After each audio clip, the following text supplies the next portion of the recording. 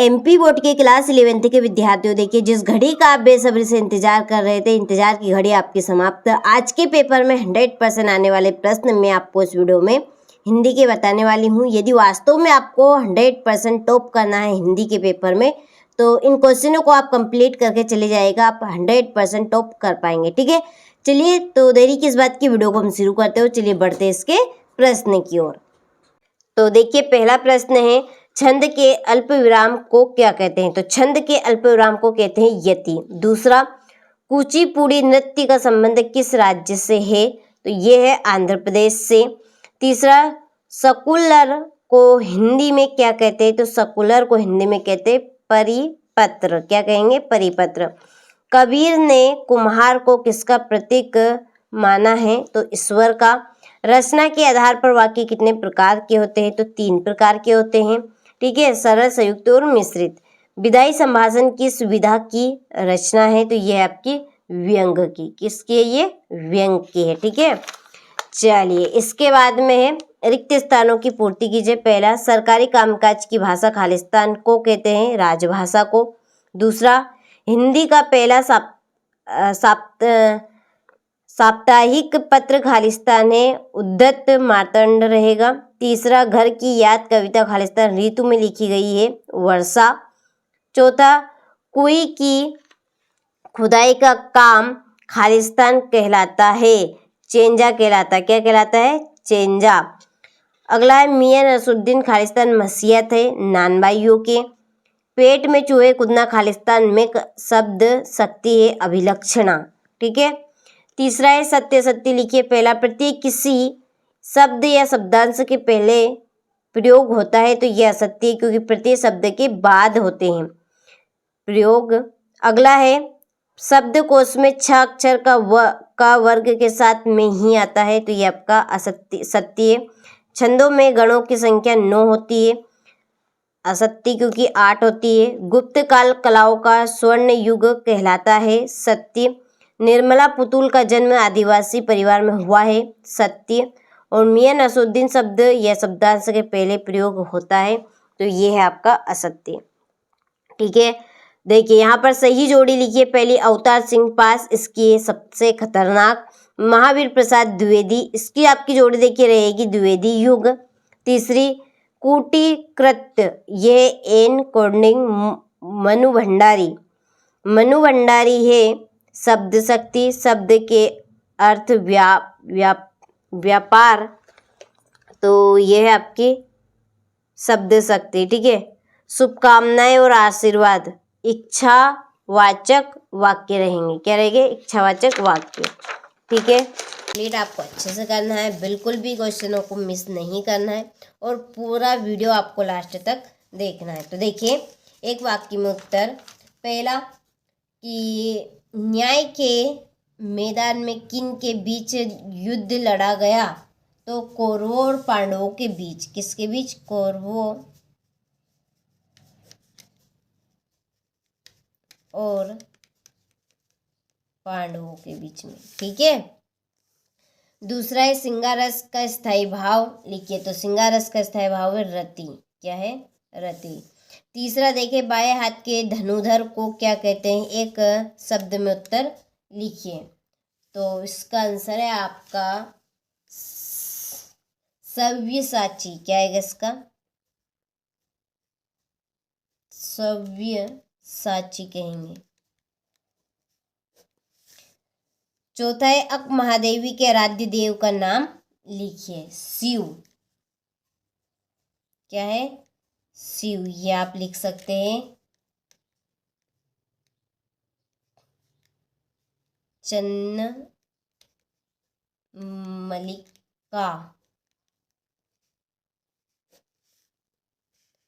मल्लिकार्जुन। ठीक है, हो गया। पटकथा की मूल इकाई क्या होती है? दृश्य। और छठा है, आचार्य रामचंद्र शुक्ल के अनुसार निबंध की परिभाषा लिखिए। तो चलिए हम आचार्य रामचंद्र के अनुसार निबंध की परिभाषा देखते हैं। तो चलिए यहाँ पर मैंने लिख दी है आचार्य रामचंद्र के अनुसार गद्य की परिभाषा। यदि गद्य कवियों या लेखकों की कसौटी है तो निबंध भी गद्य की कसौटी है। ठीक है, हो गया। चलिए छठा प्रश्न है, निर्गुण भक्तिधारा की दो विशेषताएं बताते हुए दो कवियों के नाम लिखिए। ठीक है, सातवें, कबीर के अनुसार मानव शरीर का निर्माण कितने तत्वों से हुआ है, नाम लिखिए। आठवां, रोला छंद की परिभाषा उदाहरण सहित लिखिए। नौवां, बिंब विधान योजना से क्या तात्पर्य, उदाहरण सहित लिखिए। कहानी तथा उपन्यास में अंतर बताने, जीवनी तथा आत्मकथा में अंतर बताना है। ठीक, इसके बाद आप देखिए 11वां प्रश्न, बिरादरी का यही होता है, यह कथन किससे कहा।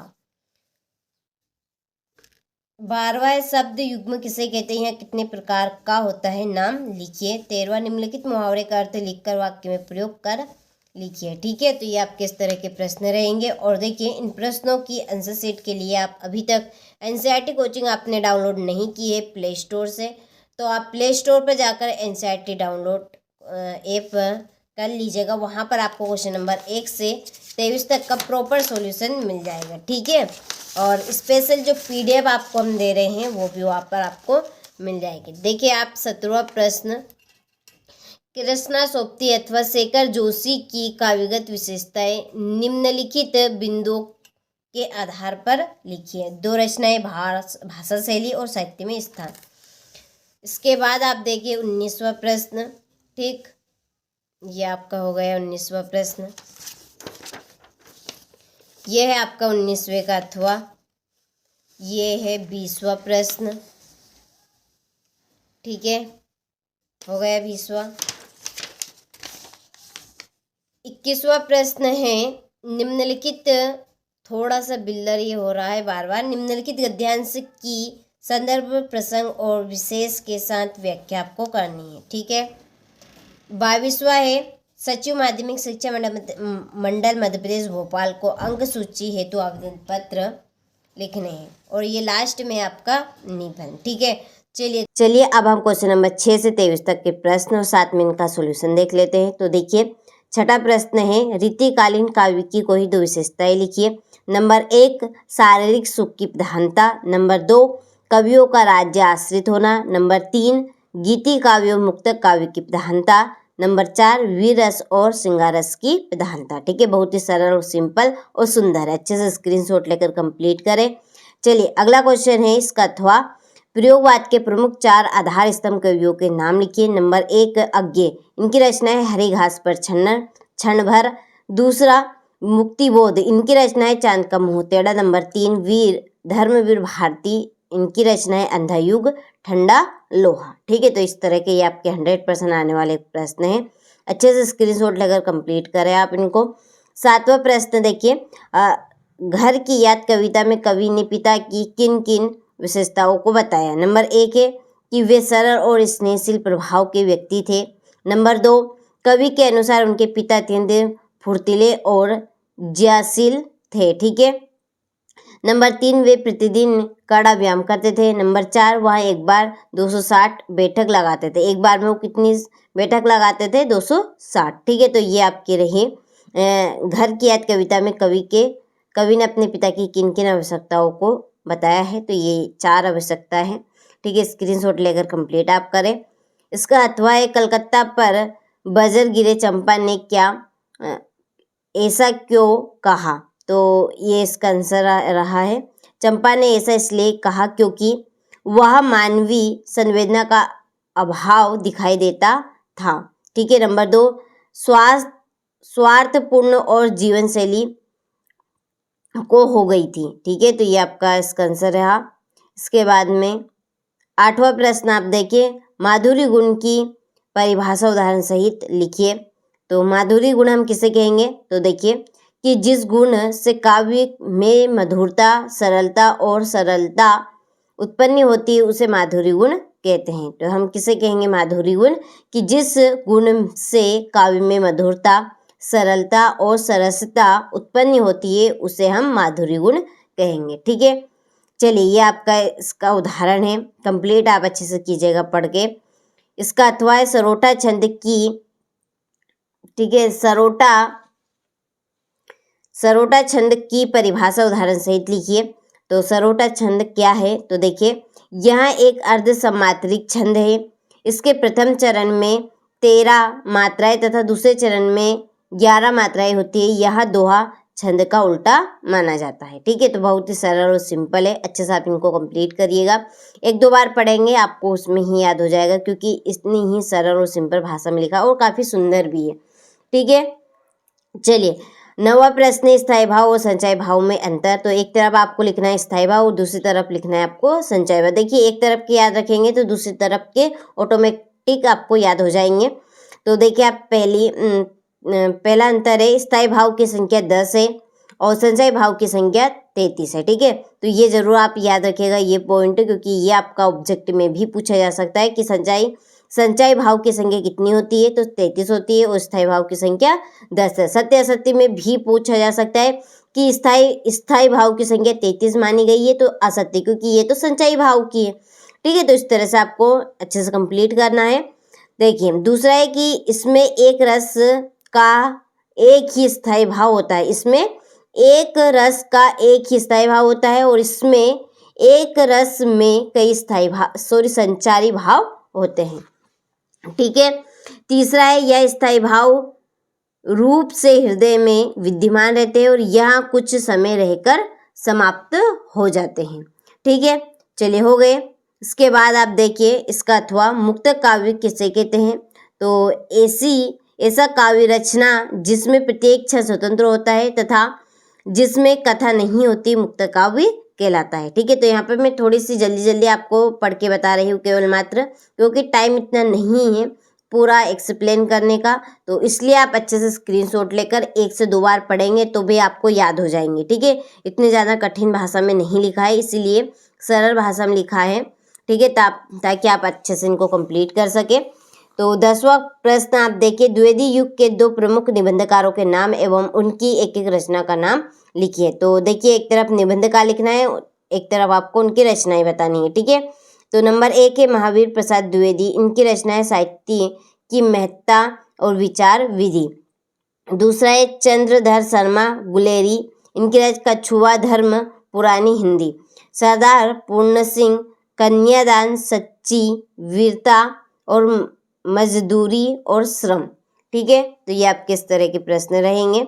इसका अथवा संस्मरण की 2 विशेषताएं लिखिए तथा 2 प्रमुख लेखकों के नाम भी लिखिए। ठीक है, तो चलिए यहाँ से आप स्क्रीनशॉट लो और इनको कंप्लीट करें। विशेषता काफ़ी सरल और सिंपल है। देखिए इसका आकार छोटा होता है, संस्मरण किसी महान व्यक्ति का होता है। ठीक है, इसका संबंध सदैव अतीत एवं भूतकाल से होता है। ठीक है, चलिए यहाँ से आप स्क्रीनशॉट ले और कंप्लीट करें इनको। और 2 प्रमुख लेखक के नाम, नंबर 1 भगवती चरण वर्मा। इनकी रचना है गणेश शंकर विद्यार्थी और डॉक्टर सुरील नायक तो कारावास की कहानी। ठीक है, चलिए 11वां प्रश्न है लता के गायन की विशेषताएं। तो लता के गायन की विशेषताएं क्रमशः दी गई है। गानपन, तो उनके गानों में गानपन था। नंबर 2 स्वरों की निर्मलता, उनके स्वरों में निर्मलता थे। ठीक है, चलिए इसका अथवा आप देखिए यहाँ से स्क्रीनशॉट लेकर कंप्लीट करें। देखिए 100% आने वाले क्वेश्चन हैं ये आपके, तो जितनी जल्दी हो सके उतनी जल्दी आप सारे प्रश्नों को कवर करने का प्रयास करें। ठीक है, निपात शब्द किसे कहते हैं, किन्हीं 2 निपात शब्द के प्रयोग से एक एक वाक्य बनाकर लिखिए। ठीक है, तो हम निपात शब्द किसे कहेंगे, तो जो शब्द वाक्य में विशेष अर्थ या भाव प्रकट करते हैं पर स्वयं स्वतंत्र अर्थ नहीं रखते, उन्हें निपात शब्द कहते हैं। ठीक है, हम निपात शब्द किसे कहेंगे कि जो शब्द वाक्य में ठीक है, जो शब्द वाक्य में विशेष अर्थ या भाव प्रकट करते हैं पर स्वयं स्वतंत्र अर्थ नहीं रखते, उन्हें हम क्या कहेंगे, निपात शब्द कहेंगे। जैसे देखिए ही, ठीक है, ही राम ही यहाँ काम करेगा। ठीक है, अब हम इसमें से ही हटा दें, राम यहाँ काम करेगा, और हमने जैसे ही इसमें ही लगाया, राम ही यहाँ काम करेगा, तो ये एक विशेष अर्थ अपना प्रकट कर रहा है। ठीक है, जोर दे रहे हैं इस पे, राम ही, यानी कि यहाँ काम केवल राम ही करेगा और कोई दूसरा नहीं करेगा। ठीक है, ये इस तरह से। तो तुम आओ तो सही, तुम आओ तो सही। ठीक है, तो इस तरह के ये आपके निपात शब्द रहेंगे। हो गया। राष्ट्रीय भाषा और राजभाषा में अंतर। तो देखिए, राष्ट्रभाषा वह भाषा है जो देश की पहचान होती है, और राजभाषा वह भाषा है जिसमें सरकारी कामकाज होता है। ठीक है, चलिए इस क्वेश्चन नंबर 14 है, अर्थ के आधार पर वाक्य कितने प्रकार के होते हैं? तो अर्थ के आधार पर वाक्य 8 प्रकार के होते हैं। नंबर 1 विधानवाचक, नंबर 2 विशेषवाचक, नंबर 3 प्रश्नवाचक, नंबर 4 आज्ञावाचक, नंबर 5 प्रार्थनावाचक, नंबर 6 इच्छावाचक, और नंबर 7 विस्मयवाचक, और नंबर 8 है संकेतवाचक। ठीक है, अच्छे से आप इनको कंप्लीट करें, 100% आने का पूरा चांस है। ठीक है, अथवा यहाँ से स्क्रीनशॉट ले आप, और नकारात्मक बिना अर्थ बदले। गणेश का प्रश्न पत्र आसान नहीं है। ठीक है, प्रश्नवाचक मतलब मिश्र वाक्य ये इस तरह के रहेंगे। चलिए क्वेश्चन नंबर 15 है, जन संचार के कार्य। सूचना देना, जनमत निर्माण, शिक्षा का प्रसार, मनोरंजन, सामाजिक जागरूकता फैलाना। ठीक है, इसके बाद आप देखिए अगला प्रश्न, स्ववृत्त लेखन की 2 विशेषताएं लिखिए। ठीक है, तो यहाँ से आप स्क्रीनशॉट ले लीजिए और अच्छे से कंप्लीट कीजिए इनको। यह आपका 16वां प्रश्न रहा। ठीक है, 17वां, ये आपका 18वां, चरित्र सबसे बड़ा धन है का भाव पल्लवन कर लिखिए। ठीक है, हो गया। ये आपका इसका अथवा कंप्यूटर हिंदी टाइपिंग के लिए विज्ञापन बनाइए। ये इस तरह के रहेंगे आपके प्रश्न। 19वां प्रश्न, निम्नलिखित आपत्ति गद्यांश को पढ़कर नीचे लिखे प्रश्नों के उत्तर दीजिए। ठीक है, चलिए हो गए। देखिए मोस्ट इम्पोर्टेंट आने वाले प्रश्न हैं, अच्छे से आप इनको कंप्लीट कीजिएगा। ठीक है, बिना हिचकिचाहट किए, क्योंकि मैं आपको वही क्वेश्चन इस वीडियो में दे रही हूँ जो 100% श्योर आपको परीक्षा हाल में देखने को मिलेंगे। ये भी इसका अथवा। ठीक है, चलिए हो गया।